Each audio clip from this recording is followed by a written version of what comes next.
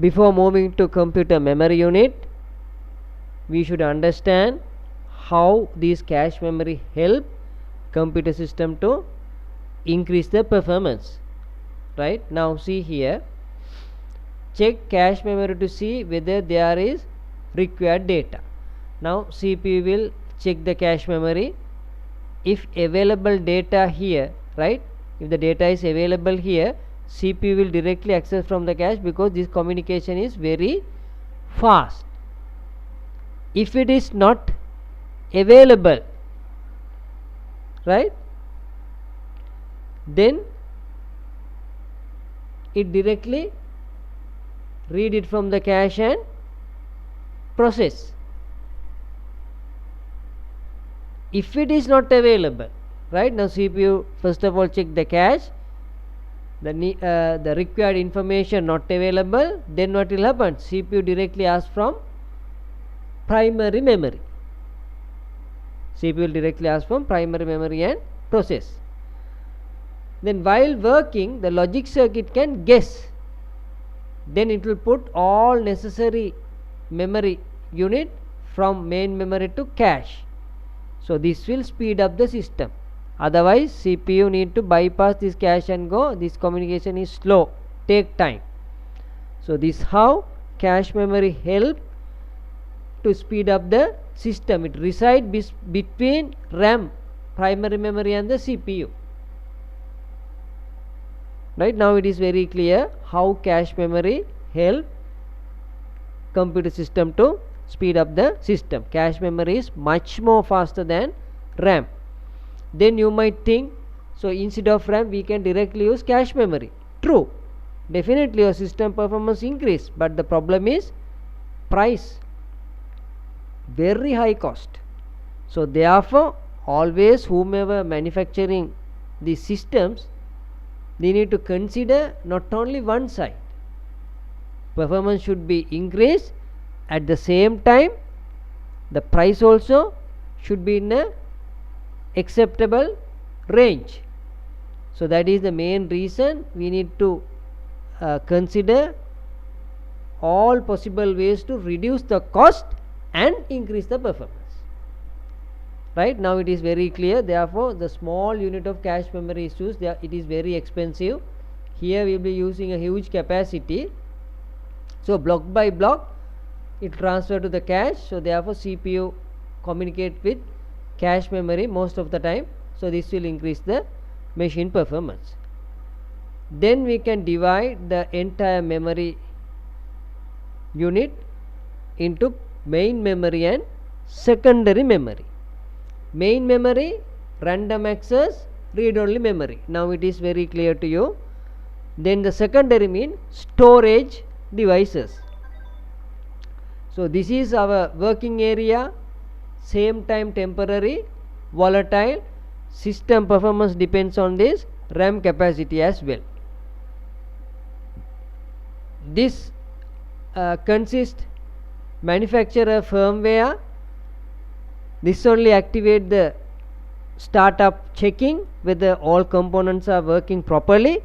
Then finally inside ROM chip there is a bootstrap loader program. That program will locate hard disk drive master boot record and load the operating system to main memory. You know the basic function of the ROM as well. We consider this as a read only memory, but there are EROM, EPROM, double EPROMs are available. So I will brief you little later about those units as well. Now this is actually the computer memory. Now before moving ahead, we need to understand relationship between this memory capacity. One bit is a one signal in a computer system. We are calling it as a binary digit.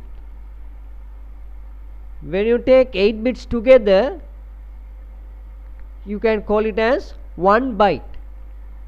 We need 1 byte to store one character, symbol, whatever. 1 byte mean actually one character capacity.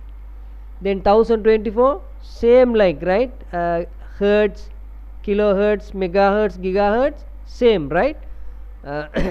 here the relationship is 1024. Then 1024 KB 1 MB, 1024 MB 1 GB gigabyte, then 1024 gigabyte 1 terabyte, 1024 terabyte 1 petabyte. It goes like that. So now we are using terabyte capacity. Right, now we should be able to understand this diagram. Here I am providing little more information here. Right, let's say 4 different types of memory. Internal processor memory mean we know now it is a register. It is a register, right?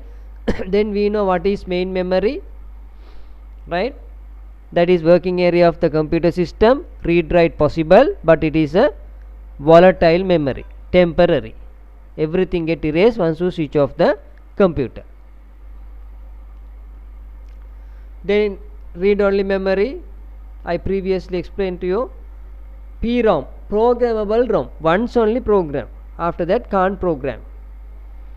Then erasable programmable ROM, using ultraviolet rays can erase it and rewrite it. Then double EPROM, we no need to use any alter rays, using voltage pulses we can rewrite. But most commonly we are not going to write anything to the ROM. The firmware is already stored. Certain times we can update the BIOS, depends on the situation, the rare case, and we can update the BIOS to increase the performance and provide more features. Then secondary memory mean storage devices will be using for permanent storage. Magnetic tape, hard disk, floppy disk, zip drive, optical disk, all these actually secondary storage. Now it is basically you should be able to explain CPU, internal component of CPU, CPU speed, how cache memory help increase performance. Then type of memory, difference between register, cache memory, RAM and the permanent memory storage. Stay tuned for the next video. Thank you.